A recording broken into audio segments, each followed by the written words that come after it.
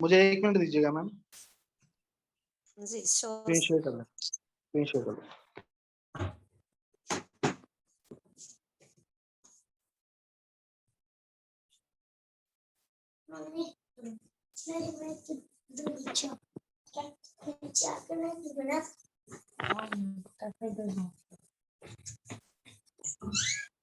आवाज आ रही है मैम?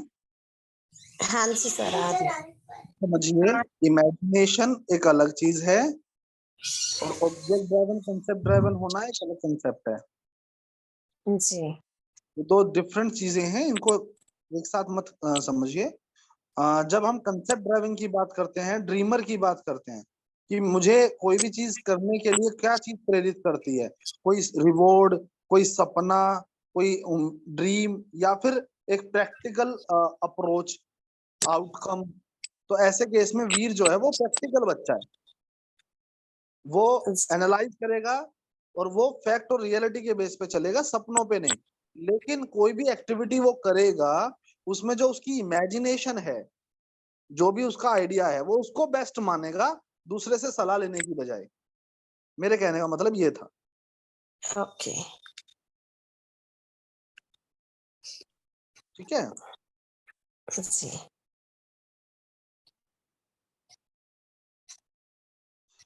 अगला इसमें आता है मैम एग्जीक्यूटर और थिंकर। तो एग्जीक्यूटर और थिंकर में आप देखेंगे तो वीर 58% एग्जीक्यूटर है, 41% थिंकर है, जो कि पिछली बात से हमारे रिलेट भी कर रही है कि ये एग्जीक्यूट तो कर देगा, जी लेकिन उस काम को प्री प्लानिंग और बेटर कैसे हो सकता है, उसमें थोड़ा इसको सोचने की जरूरत है।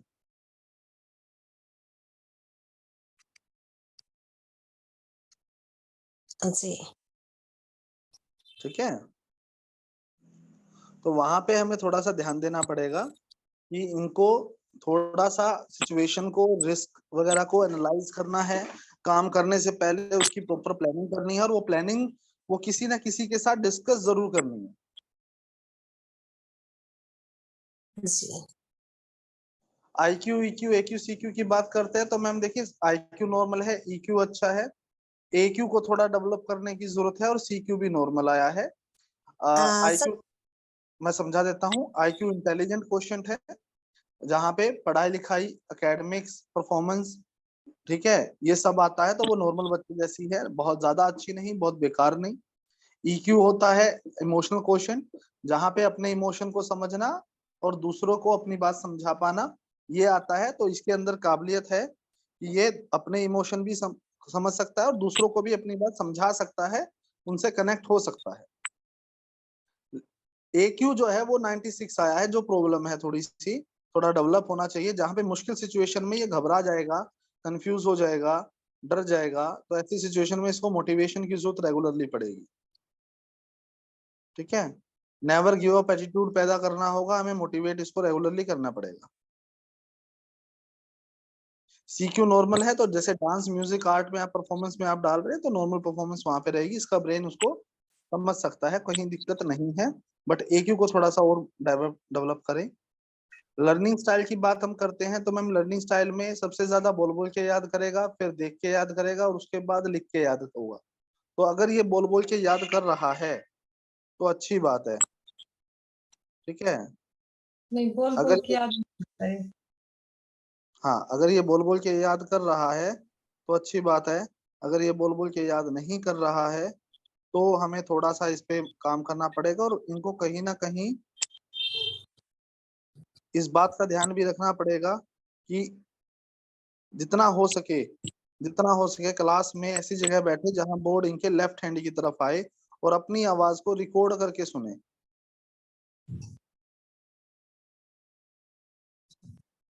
जी अपनी खुद की आवाज को रिकॉर्ड करके सुनेगा तो मैम अच्छा रहेगा इसके लिए। तो इनको प्लीज आप इस तरह से समझाएं कि अपनी आवाज को रेगुलरली रिकॉर्ड करें, क्लास में लेफ्ट हैंड की तरफ बैठ के, जहाँ बोर्ड इनके लेफ्ट हैंड की तरफ आए वहां बैठ के पढ़ाई करेगा, तो इसको ये भूलेगा नहीं। दूसरे नंबर पे लिख के याद होगा, और दूसरे नंबर पे देख देख के, और तीसरे नंबर पे लिख के याद होगा। तो बोलने की मेमोरी इसकी प्रायोरिटी होनी चाहिए। ओके। सर, ये इससे पहले वाली स्लाइड में I Q, A Q in सब की बात हो रही थी, जी तो एक बार करेंगे सर, श्योर मैम। शेयर करेंगे स्लाइड को। हाँ हाँ जी यहाँ पे सर जैसे IQ 106 है, ये रेंज सभी की 140 तक की रेंज के अकॉर्डिंग ले रखा है। हाँ जी ma'am. Okay, AQ means adversary quotient. हाँ एडवर्सिटी मतलब पेन टेकिंग कैपेसिटी कितनी है, मुश्किल सिचुएशन में गिव अप तो नहीं करेगा, हार तो नहीं मान जाएगा, डर तो नहीं जाएगा बच्चा। ओके,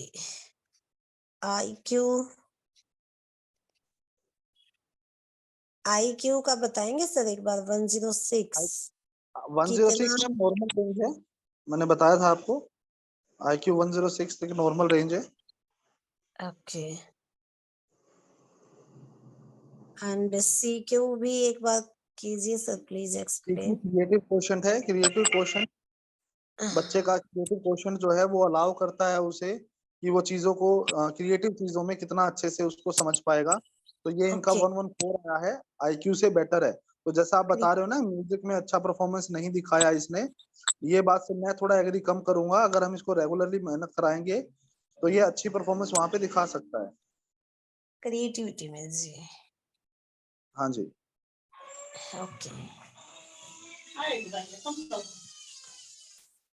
ओके सर, ठीक है। जी।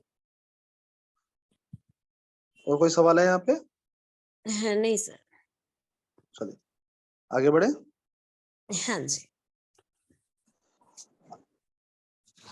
लर्निंग पैटर्न के बाद में निकल के आता है इनका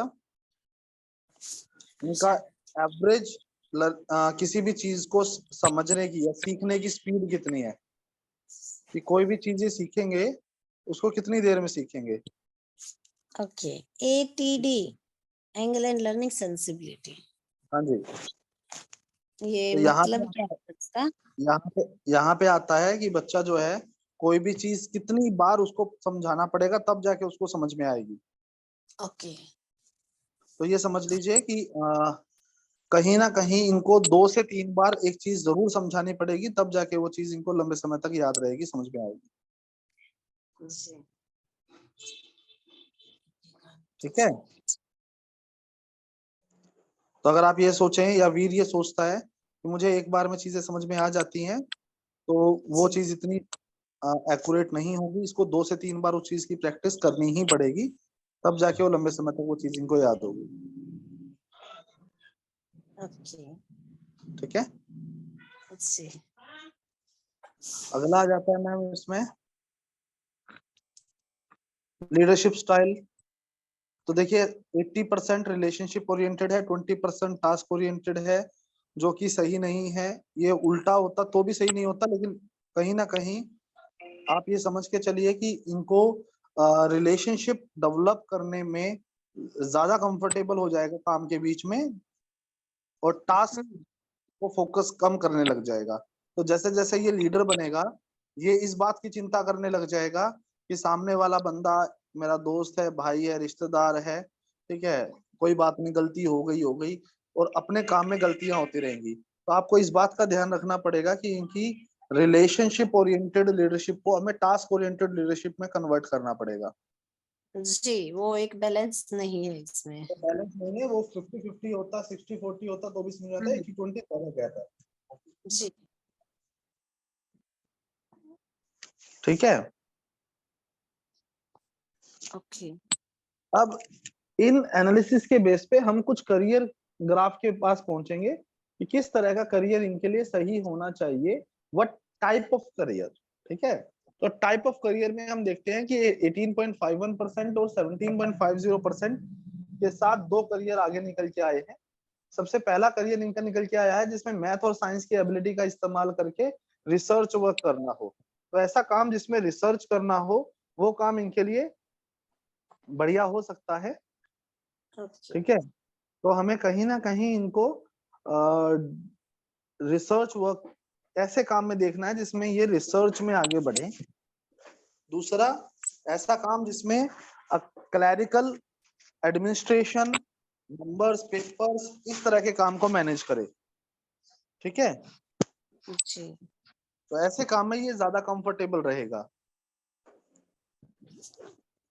अब मैकेंजी थ्योरी के बेस पे हम देखेंगे तो यहाँ पे भी ऐसा काम निकल के आया है जिसमें सबसे पहले नंबर पे अपने एक्सपीरियंस, अपने बिलीव्स, जो भी ये सीखता है उसको ये दूसरों के साथ शेयर करे और आगे बढ़े।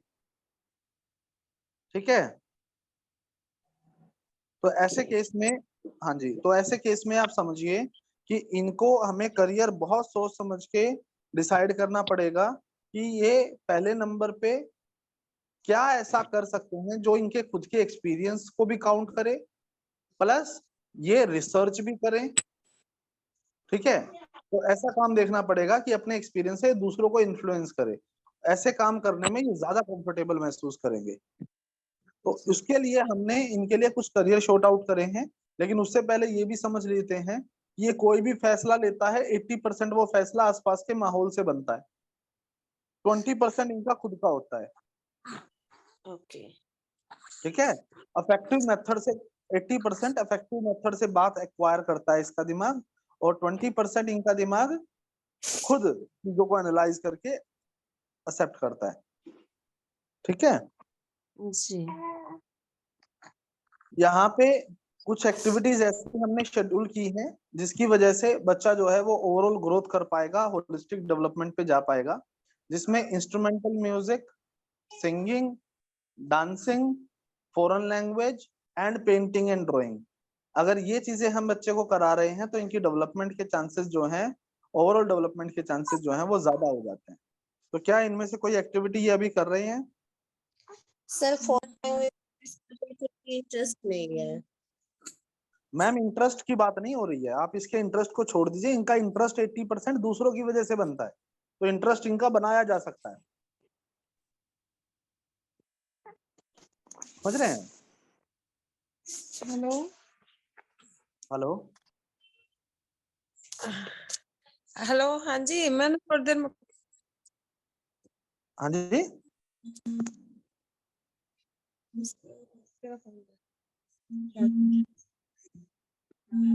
हेलो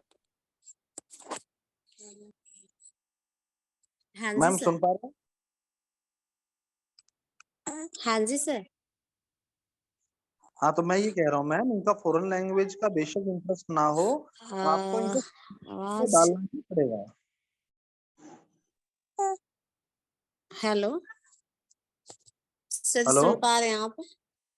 जी मैम मैं सुन पा रहा हूँ, आपको आवाज आ रही है? आवाज बहुत कम आ रही है सर। एक्चुअली बीच में कॉल आ गई थी सर एक। वो आप एक बार या तो लीव क्या करके आप दोबारा अपने जो, एंड पे आवाज बढ़ा सकते हैं? मेरे एंड से प्रॉब्लम नहीं है मैम, आपको लीव करके दोबारा ज्वाइन करना पड़ेगा। हाँ जी।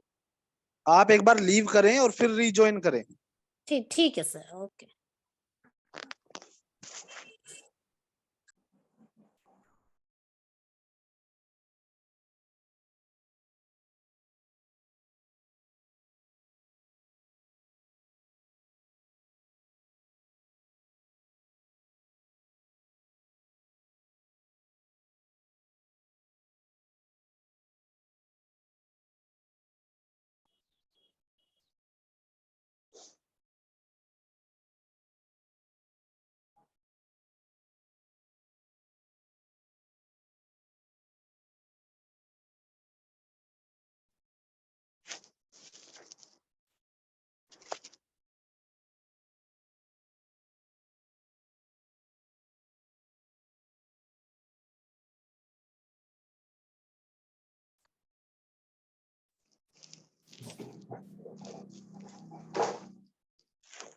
हेलो, हाँ जी sir.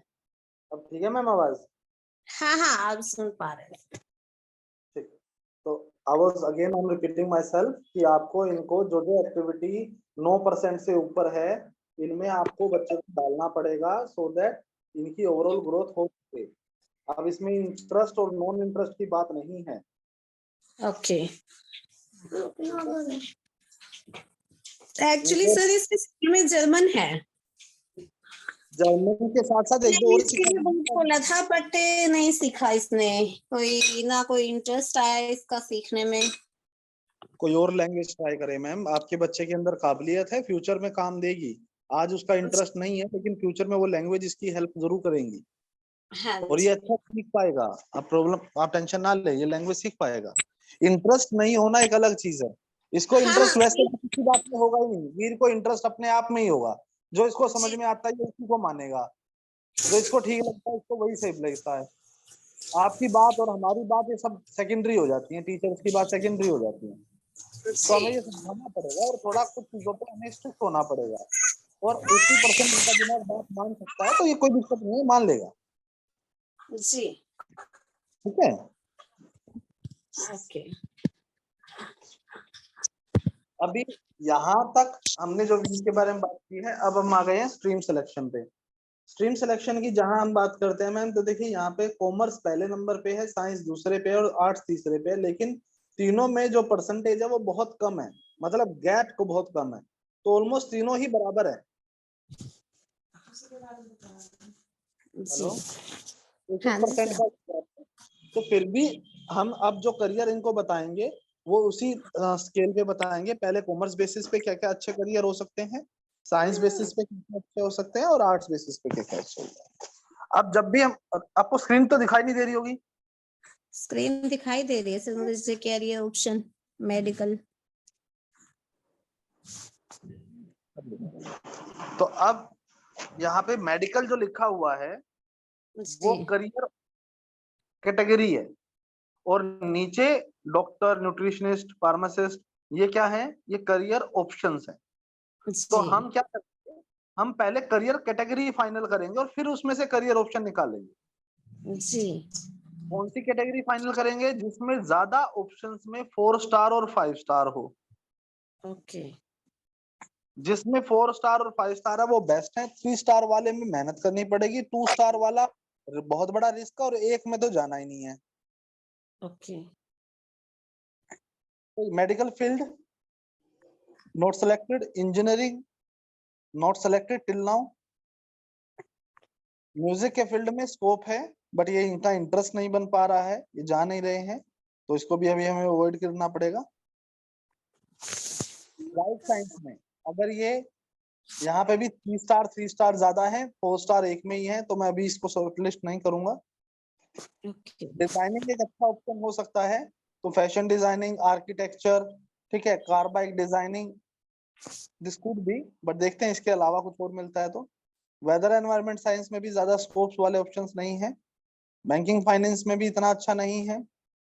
Mass and media communication में कुछ में 5 स्टार आया हुआ है, 3 स्टार 5 स्टार, एक बार नजर सब पे लगा लेते हैं। अकाउंटेंट में 5 स्टार है, बट मैनेजमेंट में ऑप्शंस हैं 5 स्टार 4 स्टार। तो पहले नंबर पे हम मैनेजमेंट को शॉर्टलिस्ट करेंगे मैम यहाँ पे। जी, पब्लिक एंड पॉलिटिकल अफेयर्स में आप देखेंगे तो 3 स्टार है, मतलब जा सकता है, मेहनत करनी पड़ेगी, तो ऑप्शंस हैं। तो 3 स्टार में हमारे पास IAS IPS, teaching, politics, law, judiciary और एडमिनिस्ट्रेशन, सिविल सर्विसेज तक का, गवर्नमेंट जॉब तक का ऑप्शन है। तो गवर्नमेंट जॉब्स, और वो भी ऐसी जॉब जिसमें ये बैठ के इनको काम करना हो, एनालाइज करना हो सिचुएशन को, तो वो चीजें इनके लिए रिसर्च वर्क करना हो, ऐसा कोई काम ये करे तो उसमें कोई दिक्कत नहीं है। तो पहले नंबर पे मैनेजमेंट है, दूसरे नंबर पे हम पब्लिक एंड पॉलिटिकल अफेयर्स को लेंगे क्योंकि बाकियों में 3 स्टार ज्यादा है। जी, साइकोलॉजी में 4 स्टार और 5 स्टार है, तो मैनेजमेंट सेकंड पे चला गया, साइकोलॉजी पहले नंबर पे चली गई।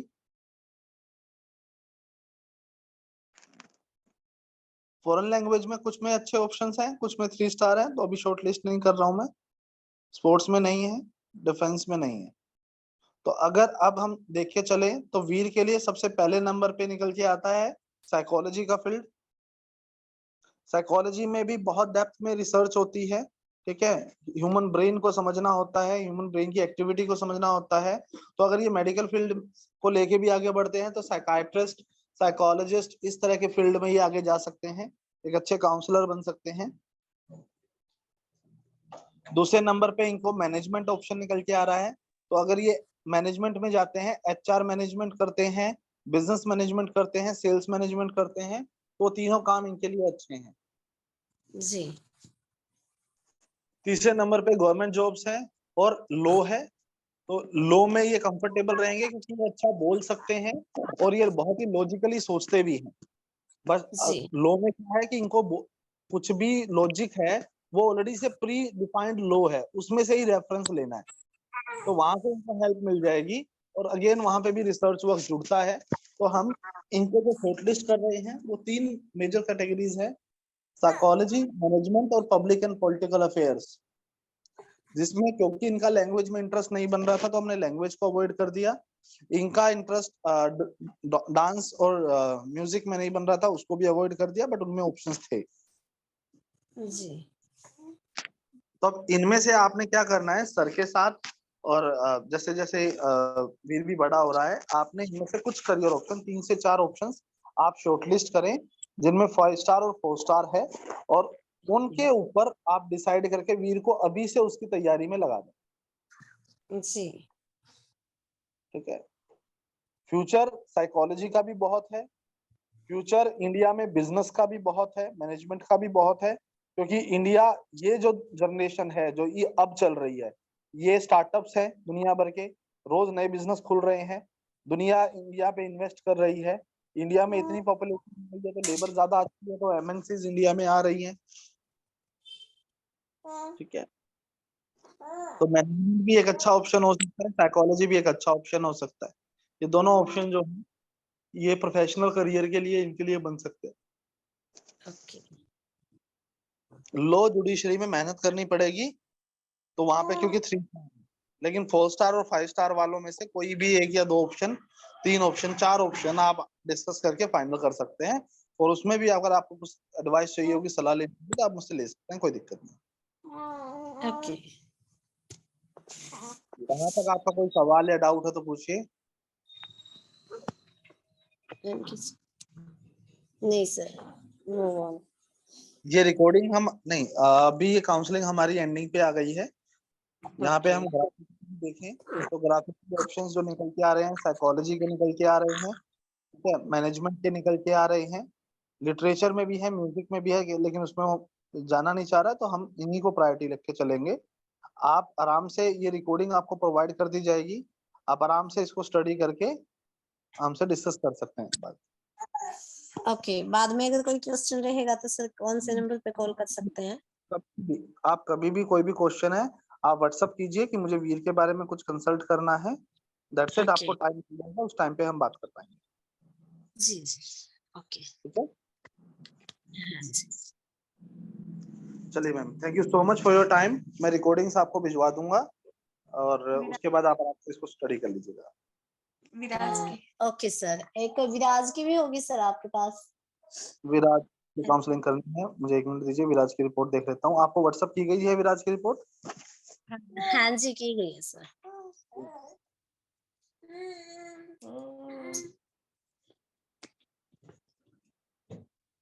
विराज,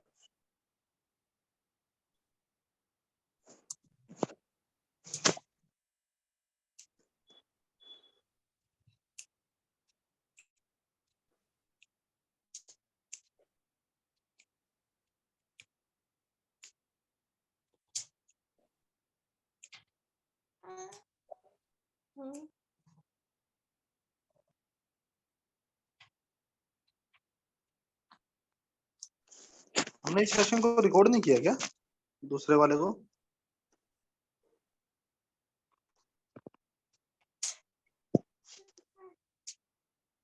चल रहा है। विराज की रिपोर्ट आ गई है मैम। जी विराज, फादर नेम अमित, हाँ जी पर्सनैलिटी स्टडी है, कंप्लीटली स्टडी है विराज के मामले में। तो यहाँ पे आप देखिए विराज जो है वो बहुत ही ये मान के चलिए इमोशनल, फ्रेंडली, लॉयल रहेगा, हंसमुख रहेगा, लेकिन उसको कोई ना कोई अपने साथ हमेशा चाहिए रहेगा। कहीं भी जाना है, कुछ भी करना है, एक पर्सन उसको अपने साथ चाहिए रहेगा। ठीक ओके है। हाँ, तो आपको अब विराज के साथ क्या करना है, जैसे मैं वीर को कह रहा था कि इसको ग्रुप में डालो, विराज के साथ क्या रहेगा कि क्योंकि इनकी दोनों पर्सनैलिटी ही ग्रुप वाली हैं, तो जैसे ही ये 8वीं 9वीं में पहुंचे, इनके ग्रुप एकदम हटा देना। ओके 8वीं तक तो चलने दो, डेवलप होने दो, 10-12 साल तक तो इसको डेवलप होने दो, लेकिन जैसे ही ये 8th में पहुंचेगा तो ग्रुप छोटा करते चले जाना धीरे धीरे, फिर ग्रुप जी एक्टिविटी नहीं सोलो एक्टिविटी पे रखना, ठीक है। ओके अब विराज की पर्सनैलिटी बहुत ही यूनिक है। क्या एज है बेटा की? एज 6 है सर, 5 है। 5। विराज के अंदर आपको बहुत सारी अबनॉर्मलिटी देखने को मिलेगी, या मैं इसको ये कहूँ यूनिकनेस देखने को मिलेगी, ये सही शब्द होगा। जी कई चीजों में विराज विराज दूसरे बच्चों से डिफरेंट बिहेव करेगा, डिफरेंट डील करेगा, डिफरेंट परफॉर्म करेगा। विराज के ब्रेन के कुछ हिस्से, 4 हिस्से ऐसे थे, 4 लोब ऐसे थे जो पूरी तरह से डेवलप नहीं हुए थे डिलीवरी के बाद। इसके 3 मुख्य कारण होते हैं, या तो बहुत ज्यादा स्ट्रेस या कॉम्प्लिकेशन ड्यूरिंग प्रेगनेंसी, प्रीमेच्योर जी डिलीवरी, या फिर जो बातें बताने वाला हूँ वो विराज की फैमिली में कोई ना कोई और भी फेस कर रहा होगा, तो जेनेटिकली उनको ट्रांसफर हुई है, ठीक है। तो विराज की सबसे पहले समझिए इंट्रापर्सनल बहुत स्ट्रांग है, इंटरपर्सनल बहुत अच्छी है। तो ग्रुप में घुलना मिलना, अपने आप को एडजस्ट करना, विराज के लिए कहीं प्रॉब्लम नहीं होने वाली, दोनों स्ट्रांग है।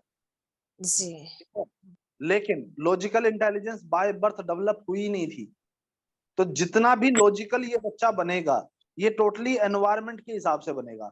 अगर इसके एनवायरनमेंट में ऐसे लोग हैं जो लॉजिकल बातें करते हैं, जो लॉजिकल इंटेलिजेंस को प्रायोरिटी देते हैं, पढ़ाई लिखाई पे ध्यान देते हैं रेगुलरली, ठीक है, इसको पढ़ाते हैं, तो ये पढ़ाई लिखाई में अच्छा हो जाएगा, नहीं देंगे तो डाउन हो जाएगा। तो इनकी जो परफॉर्मेंस है वो अप एंड डाउन चलती रहेगी पढ़ाई लिखाई में, जहां भी 0% अप एंड डाउन चलेगी, ठीक है। जी जितना अच्छा टीचर उतना अच्छा विराज। तो विराज की लर्निंग क्या हो गई? Depending on environment environment. तो एनवायरमेंट अच्छा है तो विराज अच्छा है। तो विराज को कभी भी आपने ऐसे एनवायरमेंट में नहीं भेजना जहां पे पढ़ाई के बारे में बातें नहीं हो रही, वरना ये पढ़ाई से 1 मिनट में डाइवर्ट हो जाएगा। टीचर की काबिलियत जितनी बढ़िया होगी विराज की काबिलियत उतनी बढ़िया होगी। तो विराज को बढ़िया बढ़िया तो नहीं कहूंगा, अच्छे टीचर के पास भेजना है, ठीक है, जो 1 to 1 अटेंशन दे पाए, जिसके पास नॉलेज अच्छी हो। ब्रांड की जरूरत नहीं है विराज को, सपोर्ट की जरूरत है। ओके विजुअल इंटेलिजेंस भी डेवलपमेंट की स्टेज पे है, जहां पे आप मान के चलिए ड्राइंग, पेंटिंग, इमेजिनेशन पे मेहनत करनी पड़ेगी so that visual intelligence develop हो सके इनकी। तो आपको स्टार्टिंग से ही, जैसे अभी 6 साल का है, फर्स्ट में पहुंच गया है, कलर्स वगैरह करना, ड्राइंग करना, ये आपको अभी से सिखाना पड़ेगा इसको। नहीं सिखाएंगे तो स्पेलिंग मिस्टेक बहुत करेगा, बता देगा लेकिन लिखने में दिक्कत होगी। एक और बात है, लिंग्विस्टिक इंटेलिजेंस जिस बच्चे की 0 होती है, उसके साथ कई बार ऐसा भी हमें देखने को मिला है कि बोलना थोड़ा लेट शुरू करता है, या बोलने में स्टार्टिंग में थोड़ी प्रॉब्लम फेस करता है। तो कहीं ऐसा कुछ तो विराज के साथ नहीं है? हाँ थोड़ा सा बोलना लेट शुरू किया था सर। तो विराज आप चिंता ना करें, जैसे ही विराज 11 साल का होगा तब भी उसकी बोलने की काबिलियत बहुत सुंदर हो जाएगी। बहुत बोलेगा, चुप नहीं रहेगा, बोलता तो अभी भी बहुत होगा, ठीक है, जी बहुत होता है सर अभी भी। हाँ बोलता अभी भी बहुत होगा, लेकिन तब ये होगा कि लैंग्वेज जैसी माहौल में आप इसको बंगाली के पास बिठा दो, थोड़ी देर में बंगाली बोलने लग जाएगा, गुजराती के पास बिठा दो गुजराती, ठीक है। जी तो ये काबिलियत है, जहां पे 0 है समझ लीजिए माहौल ही गुरु है, प्रकृति ही ओके सिखाएगी। नेचुरलिस्टिक इंटेलिजेंस 0 है तो आप पाएंगे या तो इसको बिल्कुल अच्छा नहीं लगता है एनवायरनमेंट के साथ, मतलब ये तो रेयर ही होता है लाइन में बोल रहा हूँ, बट मेरे हिसाब से विराज को प्रकृति, जानवरों, पेड़ पौधों की तरफ एक अलग सा लगाव होना चाहिए जो नॉर्मली कम देखने को मिलता है, ठीक है। ओके म्यूजिकल इंटेलिजेंस नॉर्मल है, काइनेस्थेटिक इंटेलिजेंस अच्छी है, तो स्टेमिना की कमी नहीं है, एनर्जी का भूचाल है, ठीक है। बहुत भागना दौड़ना चाहिए इस बच्चे को, अगर नहीं भाग रहा है तो ये हैरानी की बात है। इसको प्लीज स्टार्टिंग से ही आप भगाएं, दौड़ाएं, खिलाएं, कुदाएं।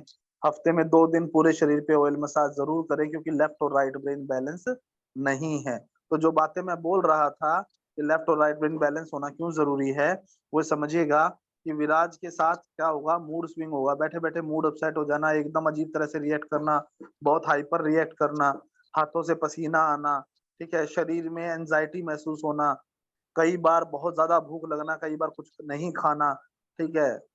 तो ये सब इसके साथ चलता रहेगा।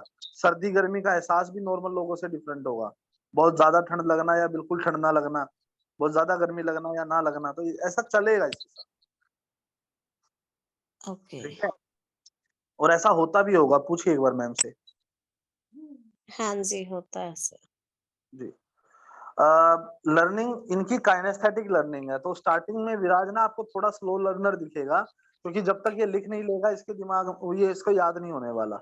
ठीक है, तो राइटिंग पे आपको बचपन से ही फोकस करना पड़ेगा इसका, और विराज जी। की काउंसलिंग आपको हर साल करानी पड़ेगी, ये भी बता रहा हूँ मैं आपको। ओके। वर्क आप इन काउंसलिंग। काउंसलिंग विराज की हर साल करानी पड़ेगी। विराज के अंदर काफी चेंजेस आपको जैसे जैसे एज बढ़ती जाएगी आप महसूस करते जाओगे। कभी किसी चीज में बहुत अच्छा है तो अगले ही महीने उसी चीज में डाउन हो गया एकदम। ओके। ठीक है, उसकी हाइट बढ़िया बढ़ रही थी, एकदम हाइट बढ़ने रुक गई। कभी वेट बढ़ रहा था, एकदम वेट बढ़ना रुक गया या बहुत ज्यादा बढ़ने लग गया। तो इस तरह की काफी एबनॉर्मलिटी देखने को मिलेंगी आपको कम से कम 12 साल की उम्र तक। ओके। ठीक है, तो कंसल्टेशन जरूरी है रेगुलरली, वो आप जरूर कराएं। विराज को टच बहुत कंफर्टेबल करेगा, जितना टच करेंगे जितना करीब रहेंगे उतना ज्यादा रिलैक्स रहेगा ये बच्चा। जी। तो जब भी ये हाइपर हो, गुस्सा हो, बस इसको पकड़ के बैठ जाइए, थोड़ी देर रिलैक्स कीजिए, थपथपाई करिए, हफ्ते में 2 दिन पूरे शरीर पे ऑयल मसाज कीजिए। जो भी व्यक्ति इसकी ऑयल मसाज करेगा ये उसकी बात मानेगा और उसके हाथ लगाते ही शांत भी हो जाएगा, करके देखिएगा कभी। जी। ठीक है, IQ EQ AQ देखिए, नॉर्मली जिन बच्चों की परफॉर्मेंस एनवायरमेंटल लर्नर होती है उनका स्केल थोड़ा सा चेंज हो जाता है, जैसे मैंने बताया 40 to 100। EQ बहुत ज्यादा है तो इस वजह से बहुत जल्दी इमोशनल हो जाएगा। ठीक है, इमोशनली थोड़ा सा कई बार मैनेज नहीं कर पाएगा अपने आप को, तो वहां पे हमें थोड़ा ध्यान रखना पड़ेगा। इसको ओके। रेगुलर। IQ वैल्यू तो इसमें बिल्कुल ही 0 आई हुई है। मैडम लॉजिकल इंटेलिजेंस 0 है ना, एनवायरमेंटल है, तो जितना ओके। अच्छा उतना IQ बढ़ता जाएगा। तभी मैंने कहा हर साल टेस्ट होना पड़ेगा, तभी पता चलेगा कि कितनी ग्रोथ हो रही है। अगले साल ओके। दूसरा टेस्ट करना पड़ेगा इसका। जी। ठीक है, अगले साल हम दूसरा टेस्ट करेंगे कि 7 साल की उम्र तक कितना ग्रोथ हो चुकी है, 8 साल में कितनी हुई है, तो ये चेक करते रहना पड़ेगा हमें। ठीक है, 0 का मतलब यहाँ पे ये नहीं है कि ये IQ है नहीं, 0 का मतलब है IQ कितना भी ऊपर जा सकता है, अनलिमिटेड हम्म। लेवल पे है, लेकिन डिपेंड करेगा एनवायरनमेंट पे। मान लो आज जिस स्कूल में जिस टीचर के साथ पढ़ रहा है बढ़िया कर रहा है, अगली क्लास में टीचर चेंज, जी। परफॉर्मेंस एकदम। और ये आपको बोल रहा हूँ, ये आप एक्सपीरियंस भी करेंगे, आप चिंता ना करें। CQ नॉर्मल है, AQ नॉर्मल से भी कम है, तो अगेन इसको भी मोटिवेशन की जरूरत पड़ेगी, संभालने की जरूरत पड़ेगी, रेगुलरली गाइड करने की जरूरत पड़ेगी। तो जितना मोटिवेट कर सकते हैं सिचुएशन से लड़ने दीजिएगा। विराज को ज्यादा पैम्पर मत कीजिएगा, जी। विराज को जितना ज्यादा पैम्पर करेंगे उतना सर पे चढ़ेगा, ये बता दो। ज्यादा लाड है ठीक है, जी। मत ये ये CQ के बिलो 100 है सर। हाँ जी, 53 है ना इसका क्रिएटिविटी क्वेश्चन। CQ 53 है, लेकिन ये स्केल जो है जहाँ पे एक्स आता है, ऊपर देखा ना मैं एक्स फैक्टर, वहां पे स्केल अलग तरह से मेजर होता है, 40 to 100 होता है। तो 60 ओके। normal। तो पहली बात, विराज एक आर्टिस्ट है, इसको आर्टिस्टिक एक्टिविटी में डालना ही पड़ेगा। आपको स्पोर्ट्स में, डांस में, म्यूजिक में, पेंटिंग में, इन चारों में से किसी एक ना एक एक्टिविटी में तो इसको डालना ही पड़ेगा, जी। आपकी मर्जी हो चाहे ना हो। और अगर ये खेलेगा तो उस दिन घर की चीजें टूटेंगी, जिस दिन भी नहीं खेलेगा। जी। ये शांत तभी रहेगा जिसको थक चुका है। ठीक है, आप स्ट्रीम सिलेक्शन और लीडरशिप स्टाइल अभी हम नहीं बता सकते हैं right now on that ground, तो इसके लिए हमें इसका रेगुलर टेस्ट होंगे तभी मैं इसके बारे में बता पाऊंगा, दूसरे टेस्ट से हमें पता चलेगा, मैं इस टेस्ट से पता नहीं चलता। ओके। जैसे अभी की रिपोर्ट के अकॉर्डिंग इसकी लॉजिकल में 0 आया सर। जैसे आप बता रहे इन्वायरमेंटल डिपेंडेंट है वो, जी जी तो अभी करंटली से देखा जा रहा है तो लॉजिकल ठीक है सर इसका, मैम, मतलब हर चीज के एनवायरमेंटल लिए लर्नर है, लॉजिकल घर आता में है पढ़ाई, ये। अगर घर में पढ़ाई हो रही है, अगर घर में जी। लॉजिकल बातों पे ध्यान दिया जा रहा है, अगर रेगुलर हो रही है इसकी एकेडमिक पे, तो ठीक है। अगर नहीं हो रही है तो ठीक नहीं है, इसको ट्यूशन चाहिए। जी। ठीक है, बिना ट्यूशन के आप ये सोचेंगे कि मैं अपने बच्चे को ऐसे ही पढ़ा लूंगी, ये ऐसे ही पढ़ जाएगा, तो भूल जाइए, क्योंकि इस बच्चे को, ये बच्चा इन्वेस्टमेंट मांगेगा, इस पे पैसा खर्च करना पड़ेगा, तब जाके रिजल्ट देगा। और रिजल्ट ये लेट बेशक दे, लेकिन बहुत अच्छे देगा। कई एरिया आपको विराज में प्रॉब्लम महसूस होंगी, लेकिन जैसे जैसे जैसे जैसे ये बड़ा होता जाएगा, आप पाएंगे कि सारी प्रॉब्लम अपने आप ही ठीक हो जाएंगी समय के साथ साथ। बस माहौल का ध्यान रखना आपने, जहां जहां वहां वहां माहौल आपने इसको बढ़िया देना है, बढ़िया टीचर, बढ़िया फैसिलिटी दीजिए, बच्चा आपका कामयाब है, कहीं नहीं रुकने वाला। ओके। ये विराज के बारे में कोई और सवाल या डाउट हो तो पूछ लीजिए। एक वो चीज कह रहे थे सर आपकी, भाई फैमिली में किसी और के साथ है ऐसा कुछ, क्या प्रॉब्लम थी मतलब? हाँ, तो क्या होता है, जैसे विराज विराज की कुछ फिंगर्स जो हैं वो पूरी तरह से डेवलप नहीं हुई थी ब्रेन की। तो जब किसी की फिंगर्स पूरी तरह से डेवलप नहीं होती हैं, तो वहां पे 3 कारण होते हैं, या तो प्रीमेच्योर डिलीवरी होना, या प्रेगनेंसी के दौरान बहुत ज्यादा स्ट्रेस में होना मदर का, या कोई कॉम्प्लिकेशन हो जाना। ठीक है, या तीसरा कारण होता है जेनेटिकली, कि जो मैं विराज के बारे में बता रहा हूँ वैसा कुछ आपके परिवार में से या सर के परिवार में से कोई ना कोई एक्सपीरियंस कर रहा होगा। जी। आपके मायके या ससुराल में से कोई ना कोई व्यक्ति इस तरह की चीजें एक्सपीरियंस पहले कर चुका होगा।